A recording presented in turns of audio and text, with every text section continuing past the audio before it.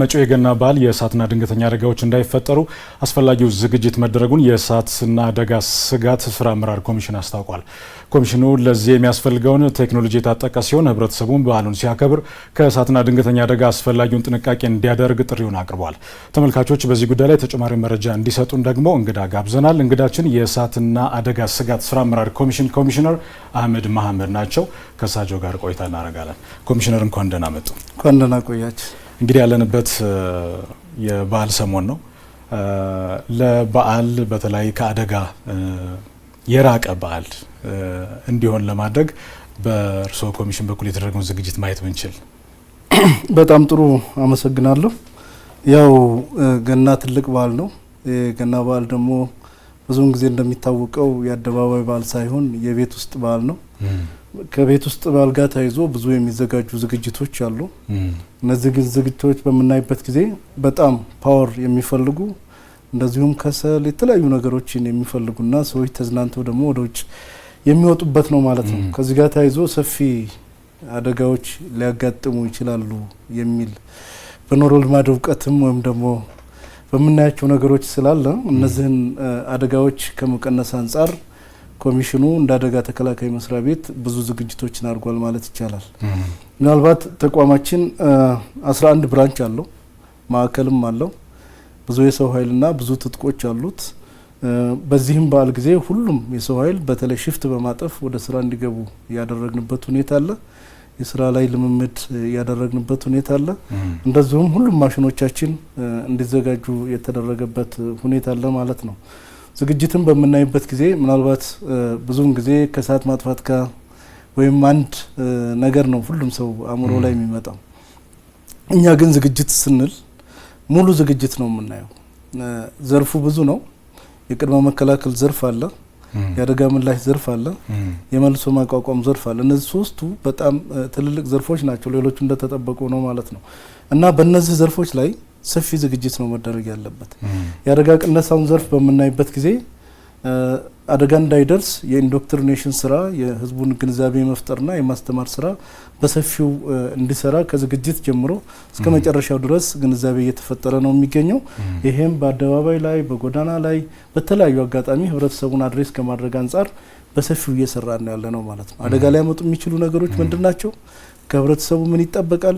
ምን መሰራት መቻል አለበት የሚል ሰፊ የግንዛቤ ስራ እዚህ ላይ ሰፊ ስራ ከተሰራና ህብረተሰቡ ግንዛቤ ካለው አደጋን መቀነስ ይቻላል ማለት ነውና ከዚህ አንጻር ብዙ ዝግጅት ተደርጎ ስራ እየተሰራ ነው ያለው ማለት ነው። ወደ አደጋ ምላሽ በምንገባበት ጊዜ ይህን አልፎ አደጋ ቢፈጠር አደጋን በጊዜውና በሰዓቱ ከባድ ጉዳት ሳያደርስ ለመቆጣጠር ሰፊ ዝግጅት ተደርጓል ማለት ነው። ይሄ ወደ ህብረተሰቡ ተደራሽ ለመሆን አሁን ባለን ቁመና ወደ 11 ብራንቾች አሉ። እነዚህ 11 ብራንቾች የራሳቸው ትጥቅ አላቸው፣ የራሳቸው የስምሪት ቀጠና አላቸው። የሰበካ ቀጠና ምንለው ወይም ደግሞ አንድ አደጋ ቢደርስ ከየት እስከ የት መቆጣጠር እንዳለባቸው የተሰጣቸው ቀጠና አለ። ያንን ቀጠና በምን ያክል ሰዓት በምን ያክል ደቂቃ ደርሰን እንቆጣጠራለን የሚል ዝግጅት ተዘጋጅተው ትጥቃቸውንም ይዘው ሽፍት አጥፈው የተዘጋጁበት ሁኔታ ነው ያለው ማለት ነው። ምናልባት ከሰው ኃይል አንጻር ሁሉንም የሰው ኃይላችንን ቢያንስኛ ወደ 1500 አካባቢ የሚደርስ ይኖረናል እስከ ደጋሹ ማለት ነው። ይሄንን ይዘን ነው የተዘጋጀ ነው። በሌላ መልኩ መኪኖቻችንን ኦር ማሽኖቻችንን ስናይ ብዙ አይነት ማሽኖች ናቸው ያሉን። እነሱን ወደ ሁሉንም ይዘን ነው የተዘጋጀ ነው ማለት ይቻላል። በተለይ እሳት ማጥፊያዎቹ ብቻ ሳይሆን ፈልጎ ማዳን የተለያዩ ሪስኮች አሉ እዚህ ከተማ ላይ የሚያጋጥሙ ማለት ነው። እነሱን ልንከላከል የምንችልባቸው ግብአቶች አሉ። በሌላ መልኩ ደግሞ ፓራሜዲክ ኦር ደግሞ የቅድመ ሕክምና አገልግሎትም ስለምንሰጥ አምቡላንሶቻችን ያው ሁሉም ሰው ያውቃቸዋል። እዚህ ከተማ ውስጥ ሲሮጡ ነው የሚውሉት። እነሱም በዛው ልክ ከፓራሜዲክ ሰራተኞቹ ጋር በጣም ተዘጋጅተው ይገኛሉ ማለት ነው። ኮሚሽነር የአቅምን ጉዳይ ያነሱ ነበር፣ የሰው ኃይልንም እንዲሁም ደግሞ የቁሳቁስ ጉዳይ ያነሱ ነበርና የቴክኖሎጂን ጉዳይ ነው። አሁን አደጋ ሲከሰት የቴክኖሎጂ ግብአትነትን የሚጠይቅ ጉዳይ ያደገ መጥቷልና ከቴክኖሎጂ አንጻር ያለውን ጉዳይ ባይት ብቻ እውነት ነው። አሁን ተቋማችን የቴክኖሎጂ ጥገኛ ሆኗል ማለት ይቻላል። ቴክኖሎጂ ብዙ ነገራችንን እነዚህ ምላሽ ዘርፎች ሁሉም በቴክኖሎጂ ተያይዘው ነው ያሉት። ቴክኖሎጂ ላይ ካቋረጥን ስራም ልንሰራ አንችልም። በተለይ ስፔሲፊካሊ 939 የምንለው የጥሪ ማዕከላችን ብዙ ነገሩ ከቴክኖሎጂ ጋር ነው የተያያዘው ማለት ነው። አንደኛ ደዋዮች ወይም ደግሞ አደጋ የደረሰባቸው ሰዎች 939ን ሲጠቀሙ አውቶማቲክ ነው፣ ማሽን ነው የሚያነሳው። ምንም ዘገየብኝ አላነሳ ምናምን የሚባል ነገር የለም። እሱም ዳታ እንዳይቆራረጥ እዛ አካባቢ ያሉ የቴክኒክ ስራዎች በደንብ ተጠናክረው እንዲሰሩ የተደረገበት ሁኔታ አለ። በማንኛውም ሰዓት አደጋ ቢደርስ ከየት እንደተደወለ ይታወቃል፣ ማን እንደደወለ ይታወቃል፣ ፈጥኖ ይነሳል። ማንሳት ብቻ አይደለም፣ አደጋ ወደ ደረሰበት ቦታ በ30 ሴኮንድ ውስጥ ተሽከርካሪዎቻችንና የሰው ኃይላችን ግቢውን ለቆ እንዲወጣ ይደረጋል። መውጣቱንም እናረጋግጣለን በዛው ቢሮ ውስጥ ሆነን ማለት ነው። እሱ ብቻ አይደለም፣ አደጋ ቦታ ከሄደ አደጋ ቦታውን መቆጣጠር ይቻላል። በተለይ አሁን የምንጠቀማቸው ዘመናዊ የሆኑ ሬዲዮኖች እንደ ፑሽ ቱ ቶክ እዛው ሆኖ ቪዲዮ ወደ ማዕከል የሚልኩ ናቸው። ማዕከል ላይ ሆነን አደጋን ራሱ መምራት ይቻላል ማለት ነው። ይሄ ምንድነው ዲሊያንስ እንዳይፈጠር አደጋው በአግባቡ እየተመራ መሆኑን ሁሉ ቼክ ማድረግ እንችላለን። እሱ ብቻ አይደለም፣ በእኛ ሰራተኞችና በደዋዮች መካከል ያለውን ኮሚኒኬሽን ሙሉ ሪከርድ ስለሚደረግ ኢፍ ሳምቲንግ የሆነ ነገር እንኳን ቢፈጠር ማረጋገጥ ይቻላል ማለት ነው።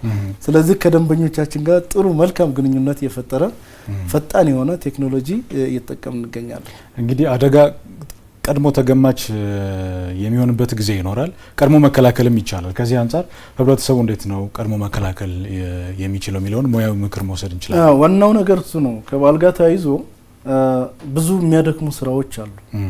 ብዙውን ጊዜ ከበዓል ጋር ተያይዞ የሚደርሱ አደጋዎች የጥንቃቄ ጉድለቶች ናቸው።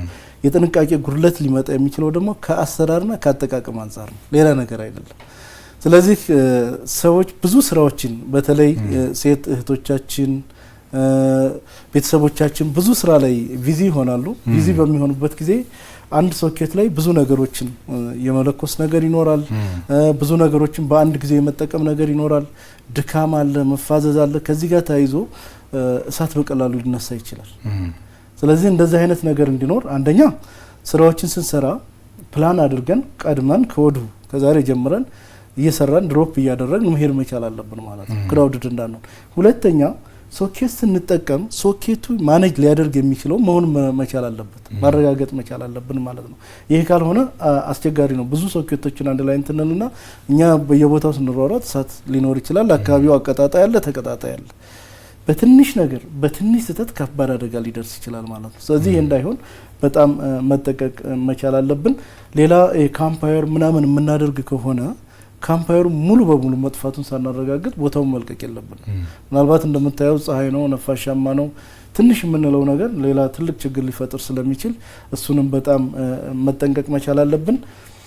ሌላ አጋጣሚ እሳት ሊነሳ ይችላል። እሳት ቢነሳ በተለይ ኤሌክትሪክ ስንጠቀም እሳት ቢነሳ ተነሳው እሳት ላይ ውሃ መድፋት ሳይሆን የመጀመሪያ ሶኬቱን ማጥፋት ኦር ደግሞ መብራቱን መቆጣጠር መቻል አለብን ማለት ይሄ ብዙ ሰዎች ላይ የሚያጋጥም ስለሆነ ይሄንን ስራ ብንጠቀም ጥሩ ነው።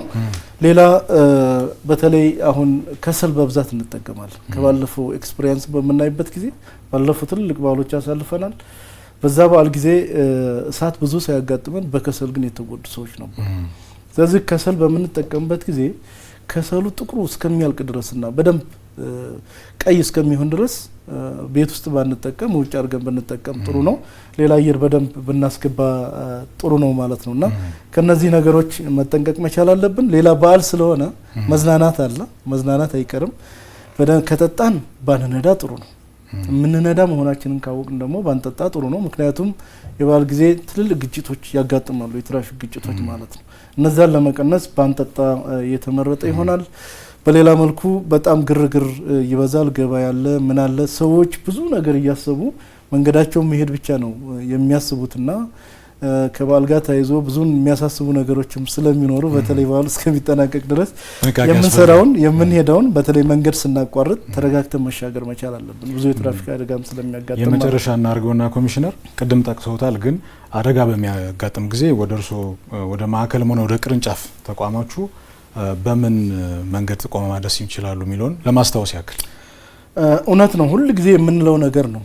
ከሁሉም በላይ እኔም ልሁን አንተም ሁን ሌላውም ሁን አደጋ ሲደርስ ወደ ግለሰብ ከመደወል ይልቅ 939 ለሁላችንም ዋስትና አት ኤኒ ታይም ቢደወል 939 በሌሊትም ሊሆን ይችላል በማንኛውም ሰዓት እንዳልኩ ሰዎችም አሉ ማሽንም አለ ዲሊያንስ የለም ከዚህ በፊት የሚያጋጥመን ነገር 939 በጣም ቢዚ ይሆን ነበር በሺዎች የሚቆጠሩ ስልኮች ወደዛ ይገቡ ነበር አሁን ግን እሱም በቴክኖሎጂ ተቆጣጥረው አውቶሜትድ ሆኗል ፎልስ ኮል የለም ኢቭን ከየት እየደወለ እንዳለ መኪናዎቻችን ራሱ ወደ ዲስፓች ማድረግ እንደምንችል እንቆጣጠራለን ማለት ነው ስለዚህ ይሄ በጣም ጥሩ ስለሆነ ሁሉም ደንበኞቻችን 939 ላይ መደወል መቻል አለባቸው ማለት ነው ማንኛውንም አደጋ አሲስት ወይም ደግሞ ሰፖርት እናደርጋለን ማለት ነው የወሊድ ሊሆን ይችላል ሌላ አደጋ ሊሆን ይችላል ብዙ እሳት ብቻ አይደለም ማሰብ ያለበት መልካም ኮሚሽነር እዚህ ድረስ መጣው ለሰጡን ማብራሪያና ጥቆማ በጣም አድርገን እናመሰግናለን እኔም አመሰግናለሁ